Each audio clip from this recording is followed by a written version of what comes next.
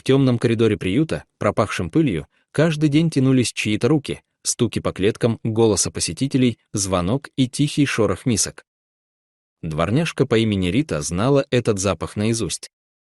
Ее шерсть была пятнистой, как и судьба, темно-рыжая, с белыми лапками и грудью, словно пятна на старой карте. А глаза карие, глубокие, отражающие надежду и усталость.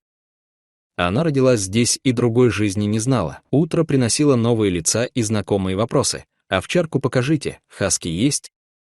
«Ребенку нужен голубоглазый». Люди уходили, забирая одну собаку за другой. Рита знала все эти фразы, и в ее глазах появлялась тихая покорность и достоинство, и клеймо одновременно. Она не лезла на руки, не бурлила энергией.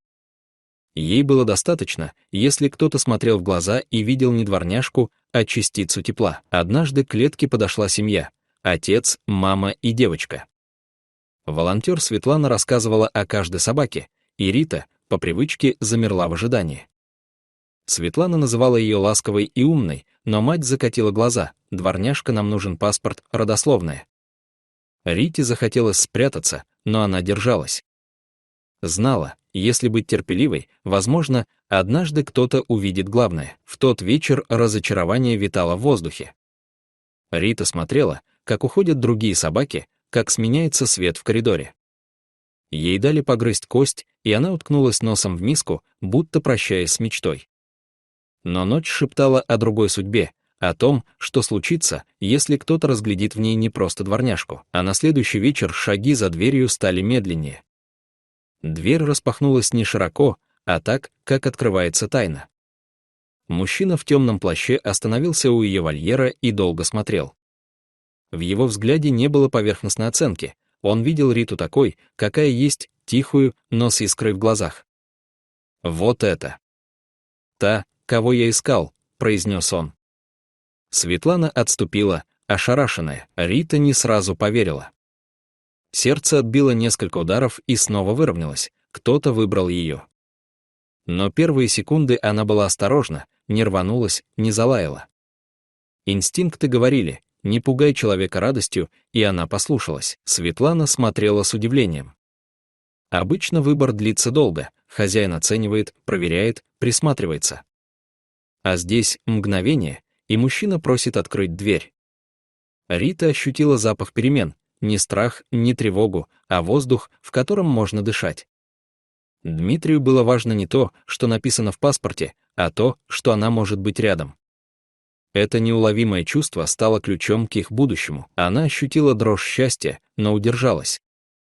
Почувствовала, как его дыхание становится ее дыханием, его голос — ее якорем. Дмитрий застегнул новый ошейник, и металл, бывший символом ограничений, стал символом перехода. Первая поездка на машине была как полет. Рита чувствовала вибрации мотора, и каждый поворот дороги добавлял уверенности. Дмитрий тихо говорил, что теперь она дома. Они ехали по городу, и в конце пути появился светлый дом с голубой краской на стенах, пахнущий свежестью и новым началом. У Риты появилось свое место, рядом с мисками и лежанкой, откуда она наблюдала за возвращением Дмитрия. В первые дни она боялась делать что-то не так, но Дмитрий был терпелив, кормил, выгуливал, расчесывал. Однажды вечером он чесал ее за ухом, и Рита поняла, она может доверять ему полностью. Их дни вошли в ритм: утренние пробежки, завтрак, проводы на работу, ожидание. Рита знала все звуки дома: тиканье часов, скрип половиц, свист ветра. Но главным звуком был гул мотора, предвещавший возвращение. Она всегда ждала у двери заранее. Соседи заметили, что Дмитрий стал открытие и добрее. Анна Ивановна говорила, что в нем словно проснулся кто-то, кого он долго прятал. Дворняжка стала мостом к миру, который казался ему недоступным. Иногда приходил Сергей, друг-кинолог, и хвалил Риту за крепкий костяк. Но главным было другое. Рита чувствовала, что она нужна. Вечеры они проводили в тишине, книга на столе, телевизор в углу, дом наполнялся их общим покоем. Риту это устраивало, этот мир стал ее местом, но однажды ночью все изменилось. Раздался скрежет у задней двери. Рита мгновенно проснулась, услышав шаги грабителей, двое в масках вошли в дом. Дмитрий приказал ей отступить, но она не подчинилась. В ее сердце не было страха, только желание защитить человека. Она вцепилась зубами в ногу одного из нападавших, а Дмитрий отбросил второго, вызывая полицию. Грабителей задержали, но Рита получила внутренние травмы, кровотечение и повреждение селезенки. Дмитрий метался в поисках помощи. Сергей предложил привести Риту к нему. У него было оборудование для первой помощи, а до утра оставалось 4 часа. В дороге сердце Дмитрия колотилось все быстрее. Сергей уже ждал на крыльце с чемоданом, прямо на кухонном столе начал ставить катетер и капельницу. Дмитрий чувствовал себя беспомощным, но знал, должен держаться. Прощаясь, он поцеловал Риту в макушку и шепнул, что вернется.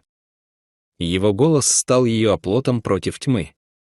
Рита боролась за жизнь, за дом, за него. Утром Сергей сообщил, что состояние стабилизировалось. В клинике хирург Елена Викторовна провела операцию, удалив селезенку и зафиксировав ребра. После операции Риту поместили в реанимацию.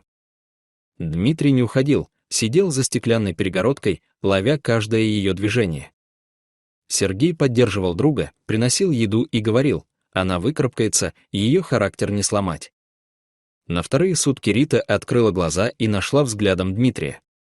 Хвост едва заметно дрогнул, это стало для него важнее любых слов. Через неделю Рита уже осторожно вставала, а глаза ее снова зажглись прежним огнем. Спустя 10 дней ее выписали. Рана заживала, и дом, куда они вернулись, стал местом, где ее свет вспыхнул с новой силой. Дома Риту ждал новый ортопедический диван. Соседи и друзья навещали их, называли героями. Ночами Дмитрий и Рита спали рядом, чувствуя себя семьей. Теперь, сидя вместе, Дмитрий признается, «Ты вернула мне жизнь». Она отвечает теплым взглядом и легким движением хвоста. Он искал простую дружбу, а получил целое сердце. Рита не сомневалась, она ждала его и была готова отдать жизнь, чтобы защитить. Для нее это был единственно верный выбор. Они нашли свой дом, не просто место, где тепло и спокойно, а место, где каждый миг — это шанс жить и защищать друг друга.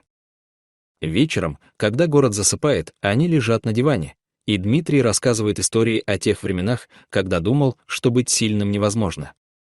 Рита слушает и понимает, ее жизнь стала частью этой истории. Они спят рядом, не побежденные, не сломленные, а единые. Их путь не был легким, но любовь, которая их связала, самая настоящая и прочная. Рита не мечтала о большем, чем быть рядом с тем, кто стал ее домом. Дмитрий нашел в ней то, что заставило его жить заново.